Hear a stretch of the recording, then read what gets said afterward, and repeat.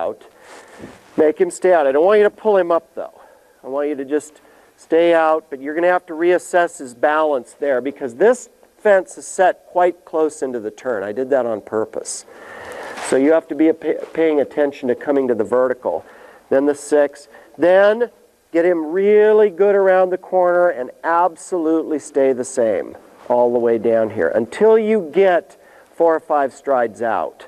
Then you can really focus on the distance. Focus on his balance coming up there, his rhythm and consistency in the length of his stride. And then you should be fine after this one to go around the corner and get the 5.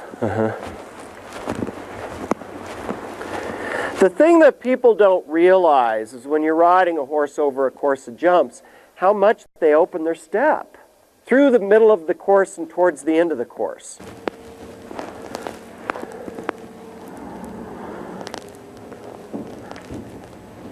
Beautiful. A little deep, but he jumped out of it well.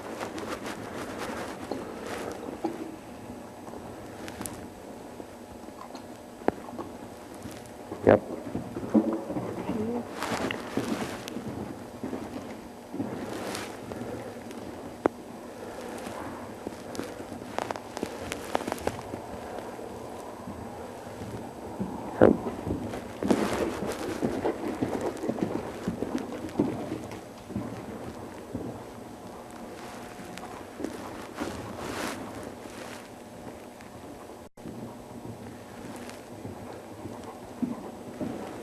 Beautiful. Whew. Very good.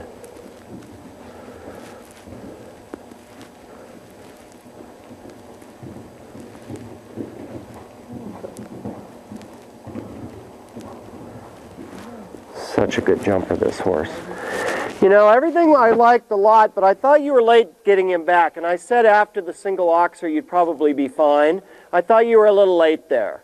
And that's why that fence turned out deep off the turn, is you didn't get him to come back and really get your balance until the turn to the second jump.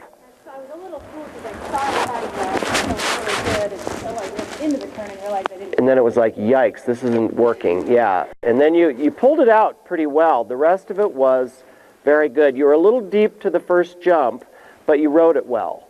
You know, I didn't mind that, and he jumped out of it well. So on my card, I would have put like a little D for that, a little bit deep. But gosh, you know, I hate to penalize when a horse jumps out so well. I mean, he's obviously a good jumper. Beautiful on the diagonal line, beautiful on the 6, spectacular on the single oxer, and then a little bit late through that turn is all. And you felt that, which is good. But the rest of it was, whew, that was just right. You are definitely ready to do the amateur owners.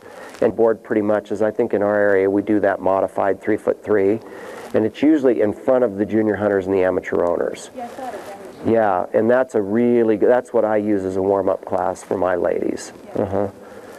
At least for the first day. The horses are good. I mean, he's a little bit green, and hasn't done, I mean, if I'm riding him in the first year, it's a little different. You know, then he's going to be fine for you. He'll go right around. Yeah. Yeah. Hopefully we'll be able to put You know, because you won't have to do too much, like do the first year, you know, do a warm-up with me in the first year and then do warm-ups and then the amateur. That's quite a lot, you know. But it's hard to go cold turkey right into the amateur owners. You need a little warm-up there if you can get it. That's great. We'll have to coordinate our schedules this year because... Yeah. Let's do the single oxer in that line again, just to finish up. Just. No, I'm not. You're going to have to pull it out again. Okay. Because you have 2-3 trips in a horse show, don't you? Yeah. Yeah. So you have to kind of, you come out and then you have to wait a couple and go back in and do it again. So you have to keep yourself sharp mentally for that. You know, when I get really into it with the kids or the amateur riders, I say, well, you know, here we are, we're at thermal, and this is the 3rd class in the division. You're going to do the 3rd and the 4th. I mean, I really try and make them nervous. Yeah, create a little bit of that tenseness to have them work it out.